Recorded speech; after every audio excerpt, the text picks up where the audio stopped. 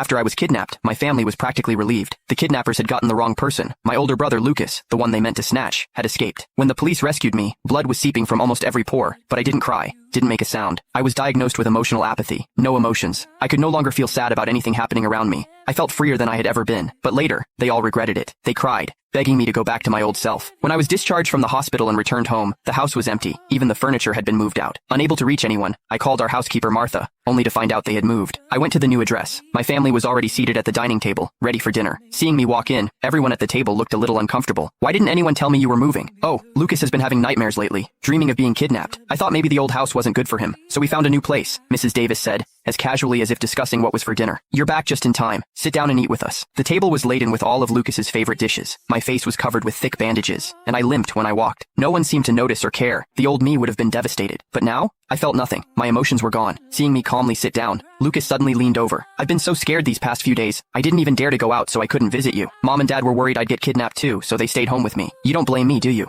Before I could say a word, Mr. Davis quickly jumped in. Come on, Hyman, it's not that serious. You two are brothers. You should cut each other some slack. I didn't know how to react. I was the one who was kidnapped. Lucas laughed heartily. Hey, I just didn't want him to overthink it. Hyman has always been so independent, much braver than me. I really envy people with courage, he said, picking up a shrimp and placing it in my bowl. I silently put down my fork. I'm allergic to shrimp. No one at the table remembered. No one. My name is Hyman. My older brother's name is Lucas. No doubt about it, we're biological brothers. An old fortune teller once told my parents that I had a difficult fate and shouldn't be raised by them. So, they sent me away to live with my distant grandparents in a remote town. All those years, they barely visited me. They only brought me back after my grandparents passed away. I came home filled with hope, but I quickly realized this house wasn't for me. The day I was kidnapped, Lucas insisted on taking a deserted alley. After a few steps, he claimed he needed to find a restroom and told me to wait right there for him. After that, I lost consciousness. I'll never forget those memories. Damn it, a worthless piece of trash. The kidnappers' fists landed on me, blow after blow, venting their rage. They had mistaken me for Lucas. They had kidnapped the wrong person. My family refused to pay my ransom, so they wouldn't get a single dime. I was starved for 3 days, tortured for 3 days. My throat was raw. I couldn't even scream anymore. When the police burst in, the kidnappers were about to strip me. Blood blurred my vision, but I still strained to open my eyes, looking behind them.